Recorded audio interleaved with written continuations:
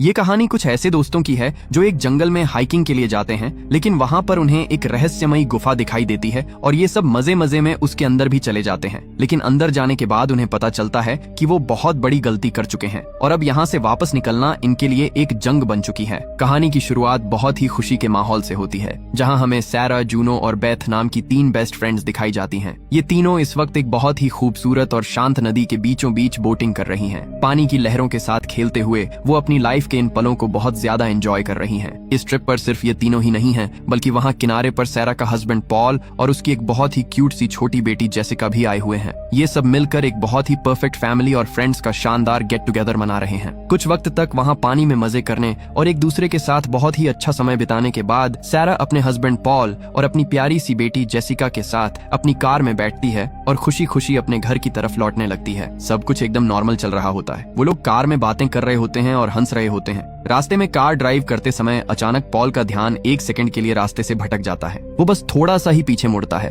और तभी सामने से आ रही एक दूसरी गाड़ी से उनकी कार का एक बहुत ही भयंकर और खौफनाक एक्सीडेंट हो जाता है। ये एक्सीडेंट इतना ज्यादा भयानक था, जिस गाड़ी से उनकी टक्कर हुई थी असल में वो कोई नॉर्मल गाड़ी नहीं थी, बल्कि उसमें आगे की तरफ लोहे के बहुत सारे भारी और नुकीले पाइप्स रखे हुए थे। टक्कर इतनी ज्यादा जोरदार थी कि वो सारे भारी भरकम लोहे के पाइप्स सीधे उनकी कार के शीशे को बुरी तरह से तोड़ते हुए सीधे अंदर घुस जाते हैं। इस दर्दनाक और दिल दहला देने वाले हादसे में सैरा के हस्बैंड पॉल और उसकी मासूम बेटी जेसिका को संभलने तक का मौका नहीं मिलता और उसी जगह पर उनकी बहुत ही दर्दनाक मौत हो जाती है। इस भयानक हादसे के बाद जब हॉस्पिटल के एक शांत कमरे में सैरा को होश आता है, उसे पता चलता है कि उसका हस्बैंड पॉल और उसकी जान से भी प्यारी बेटी जेसिका अब इस दुनिया में नहीं रहे। ये खौफनाक सच सुनकर सैरा अंदर से पूरी तरह से टूट कर बिखर जाती है। अब कहानी यहाँ से सीधा 1 साल आगे बढ़ती है। 1 साल का लंबा वक्त बीत जाने के बाद भी हम देखते हैं कि सैरा अपनी लाइफ के उस भयानक हादसे को बिल्कुल भी भुला नहीं पाई है। यही वजह थी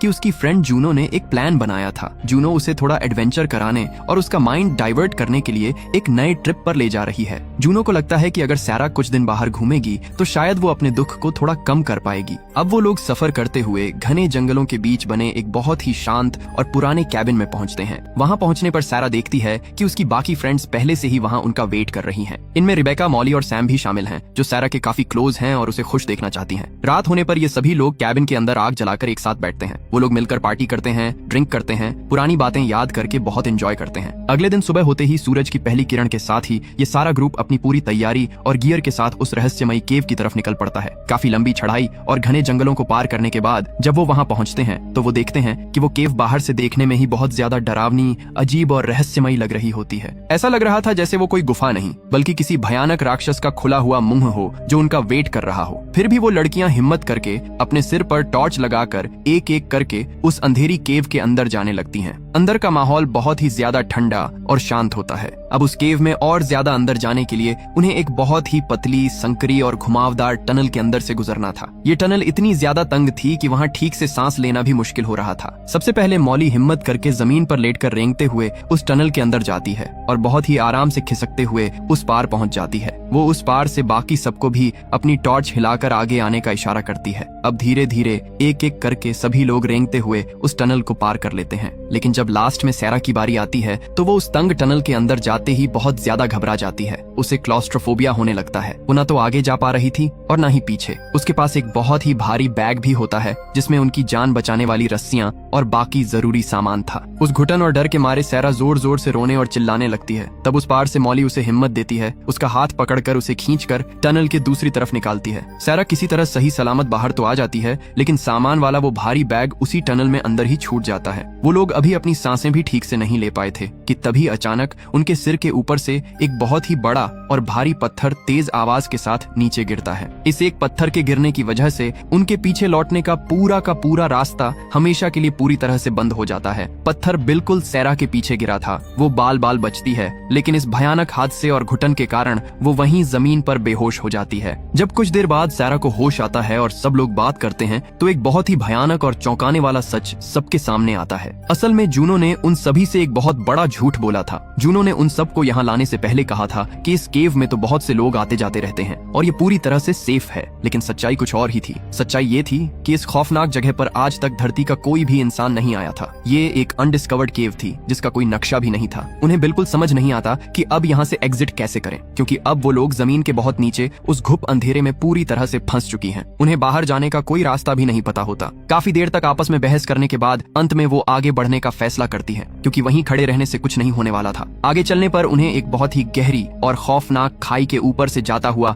एक संकरा रास्ता दिखता है। नीचे देखने पर सिर्फ और सिर्फ एक काला अंधेरा था। उन्हें लगता है कि शायद यही अकेला रास्ता उन्हें बाहर निकाल दे। रेबेका बहुत बहादुरी दिखाते हुए दीवार से चिपककर उस खाई को धीरे धीरे पार कर लेती है और वहां पहुंचकर दूसरी तरफ मजबूत रस्सियां बांध देती है। अब एक एक करके सभी लड़कियां उसी रस्सी के सहारे बहुत संभल कर आगे बढ़ती हैं। लास्ट में रस्सी पर जाने की जूनो की बारी आती है, लेकिन बीच रास्ते में ही अचानक उसका बैलेंस बुरी तरह से बिगड़ जाता है। पुरानी होने के कारण वो रस्सी बीच में से टूट जाती है और जूनो बस उस गहरी खाई में गिरने ही वाली होती है कि सारा एन मौके पर अपनी जान की बाजी लगाकर उसका हाथ पकड़ लेती है और उसे ऊपर खींचकर बचा लेती है। खाई पार करने के बाद वो लोग एक नई जगह पर पहुंचते हैं, जहां उन्हें पुरानी चट्टानों और दीवारों पर कुछ अजीब सी पुरानी पेंटिंग्स बनी हुई नजर आती हैं। इन ड्राइंग्स को ध्यान से देखने पर उन्हें एक हिंट मिलता है कि इस भूल भुलैया से बाहर निकलने के एक नहीं बल्कि दो रास्ते हैं। एक रास्ता तो वो था जो पत्थर गिरने से हमेशा के लिए बंद हो गया था, लेकिन अभी भी उनके पास जिंदा बाहर निकलने का एक चांस बाकी था।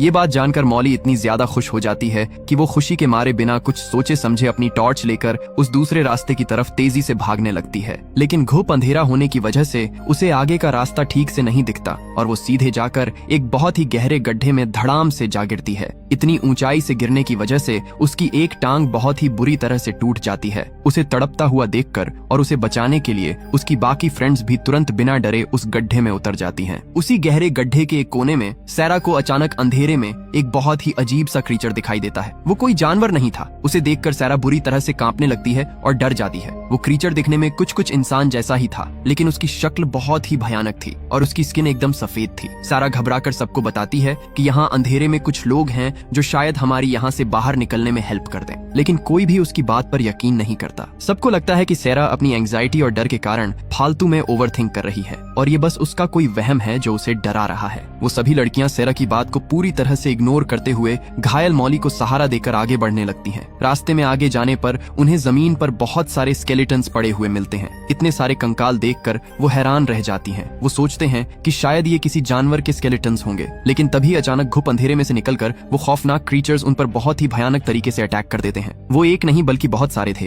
अपनी जान बचाने के लिए वो सभी लड़कियां पागलों की तरह इधर उधर अंधेरे में भागने लगती हैं। चीख पुकार मच जाती है। इसी अफरा तफरी के बीच एक बहुत ही खूंखार क्रीचर घायल मॉली को पकड़ लेता है और उसे घसीटकर अंधेरे में ले जाने लगता है। जूनो ये देखकर उसे बचाने के लिए अपनी कुल्हाड़ी निकालती है और उस क्रीचर पर बहुत ही जोरदार अटैक करके उसे वहीं मार डालती है। तभी एक और क्रीचर वहां कूदकर आ जाता है। जूनो बहुत बहादुरी से उसे भी खत्म कर देती है, लेकिन तभी उसकी फ्रेंड बेथ पीछे से दबे पांव आती है और अंधेरे में जूनो को लगता है कि वो भी कोई क्रीचर है जो उस पर हमला करने आ रहा है। वो बिना देखे गलती से बेथ की गर्दन पर कुल्हाड़ी चला देती है। इस भयानक अटैक से बेथ खून से लथपथ होकर जमीन पर गिर जाती है और बहुत ज्यादा घायल हो जाती है। अपनी ही सबसे क्लोज फ्रेंड को इस दर्दनाक हालत में देखकर जूनो को बहुत गहरा सदमा लगता है और वो डर और घबराहट में घायल मॉली और बेथ को वहीं उसी हाल में छोड़कर वहां से तेजी से भाग जाती है। दूसरी तरफ हम सैरा को देखते हैं, जो अपनी सांसें रोके हुए अपना वीडियो कैमरा पकड़े एक छोटे से कोने में छिपी हुई है। तभी उसके ठीक सामने ऊपर से मॉली की डेड बॉडी जोर से नीचे गिरती है और तभी वहां वो खूंखार क्रीचर्स आ जाते हैं और उस डेड बॉडी को जानवरों की तरह नोच नोच कर खाने लगते हैं। इसी बीच एक क्रीचर बिल्कुल सैरा के पास आ जाता है और वो उसे छूकर महसूस करने की कोशिश करता है। यहाँ हमें ये बात पता चलती है कि असल में ये डरावने क्रीचर्स पूरी तरह से अंधे हैं और वो अपनी आंखों से कुछ भी देख नहीं सकते। वो सिर्फ और सिर्फ आवाज सुनकर ही अपने शिकार को अट्रैक्ट करते हैं और उन पर हमला करते हैं। इधर जूनो अपनी बाकी फ्रेंड्स को ढूंढते हुए उन्हें जोर जोर से आवाज लगाती है। उसकी तेज आवाज सुनकर सारे अंधे क्रीचर्स अब अपने शिकार के लिए जूनो की तरफ जाने लगते हैं। वहीं रेबेका और सैम एक जगह एकदम चुपचाप बिना हिले बैठे होते हैं। एक क्रीचर उनके बिल्कुल पास आता है, पर उनके सांस रोक लेने और कोई आवाज न आने से वो वापस लौटने लगता है। उन्हें लगता है कि उनकी जान बच गई, लेकिन तभी अचानक किस्मत धोखा दे देती है और सैम की वॉच वॉच का अलार्म जोर जोर से बजने लगता है। आवाज सुनते ही वो क्रीचर तेजी से उनकी तरफ मुड़ता है। सैम बहुत जल्दी से अपनी वॉच हाथ से उतारकर दूर फेंकती है और वो क्रीचर उस आवाज के पीछे भाग जाता है। वहीं दूसरी तरफ सैरा अब डरना छोड़कर हिम्मत जुटाती है। वो मॉली की बॉडी के पास जाती है, वहां से कुछ कपड़े निकालकर एक मशाल बनाती है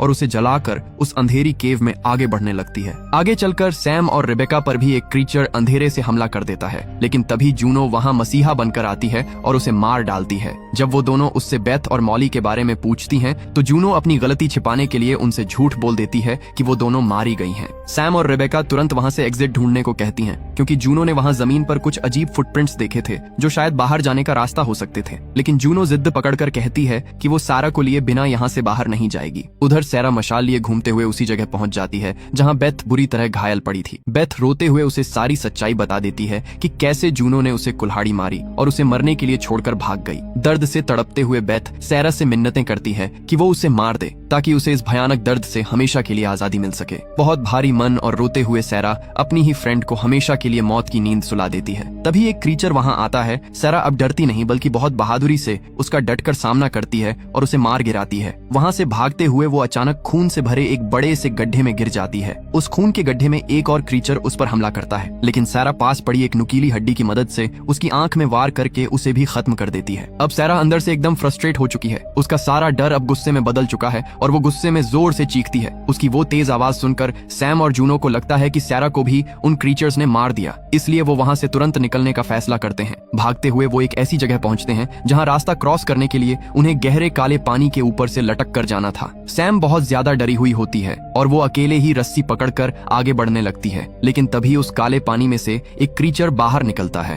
उसे पकड़ लेता है और बहुत ही बेदर्दी से मार डालता है। ये खौफनाक नजारा देखकर रिबेका अपना आपा खो बैठती है और जोर से चिल्लाती है, जिससे एक और क्रीचर आकर उसे भी अपने साथ बालों से घसीट ले जाता है और दर्दनाक मौत देता है। ये सब देखकर जूनो अपनी जान बचाने के लिए तुरंत बिना सोचे उस गहरे पानी में कूद जाती है। जब वहां से सारे क्रीचर्स चले जाते हैं और रास्ता साफ होता है तो जूनो पानी से बाहर आती है। वहां सामने उसे सैरा खड़ी होती है, जो सिर से लेकर पैर तक पूरी तरह खून से सनी थी। सैरा बहुत ही ठंडी आवाज में उससे पूछती है कि उसने बेथ को क्यों मारा, पर जूनो के पास कोई जवाब नहीं होता और वो कुछ नहीं बोलती। फिर वो दोनों बिना बात किए आगे बढ़ती हैं। रास्ते में बहुत सारे क्रीचर्स का एक बड़ा झुंड उन पर एक साथ अटैक करता है। दोनों मिलकर बहुत ही ब्रेवरी के साथ लड़ती हैं और सबको मार गिराती हैं। लेकिन तभी एकदम अचानक से सैरा अपनी कुल्हाड़ी निकालती है और जूनो के पैर पर जानलेवा वार कर देती है। दरअसल सैरा को बेथ के पास से जूनो का एक पेंडेंट मिला था और उसे पूरा सच पता चल गया था कि जूनो का उसके हस्बैंड पॉल के साथ अफेयर चल रहा था। इसी धोखे और अपनी फ्रेंड की मौत का बदला लेने के लिए वो घायल जूनो को